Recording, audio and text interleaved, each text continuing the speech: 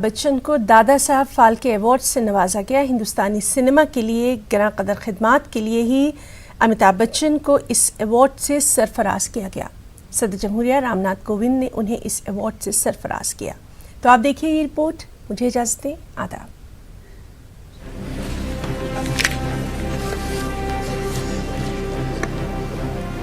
मुमताज अदाकार अमिताभ बच्चन को फिल्म सनात में उनकी नुमाया खिदमात के लिए दादा साहब फाल्के एजाज से सरफराज किया गया।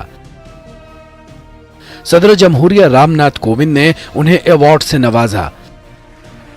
एजाज से नवाजे जाने के बाद अमिताभ बच्चन ने तकरीब से खिताब भी किया और अवार्ड के लिए शुक्रिया अदा किया।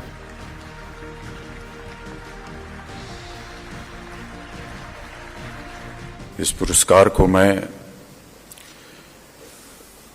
बहुत ही विनम्रता से स्वीकार करता हूं, अपना आभार प्रकट करता हूं और नमस्कार करता हूं। अपने खिताब में अमिताभ बच्चन ने साफ किया कि वो अभी रिटायरमेंट नहीं ले रहे हैं, उन्हें फिल्मी दुनिया में और काम करना है। जब इस पुरस्कार की घोषणा हुई तो मेरे मन में एक संदेह उठा और दृष्टता के लिए क्षमा प्रार्थी हूं कि क्या कहीं ये संकेत है मेरे लिए कि भाई साहब अब आपने बहुत काम कर लिया, अब घर बैठ के आराम कीजिए।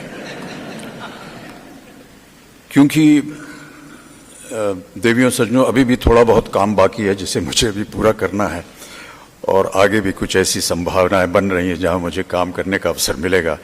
तो यदि इसकी पुष्टि हो जाए तो बड़ी कृपा होगी आपकी। धन्यवाद।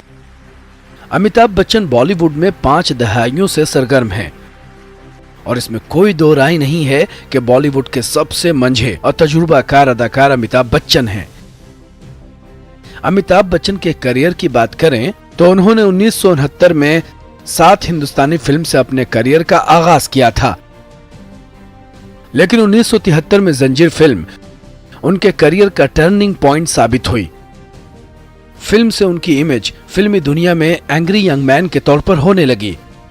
फिर बच्चन ने कभी पीछे मुड़कर नहीं देखा और अब हिंदुस्तानी सिनेमा के सबसे बड़े एजाज दादा साहब फाल्के अवार्ड से नवाजे गए। Bureau report.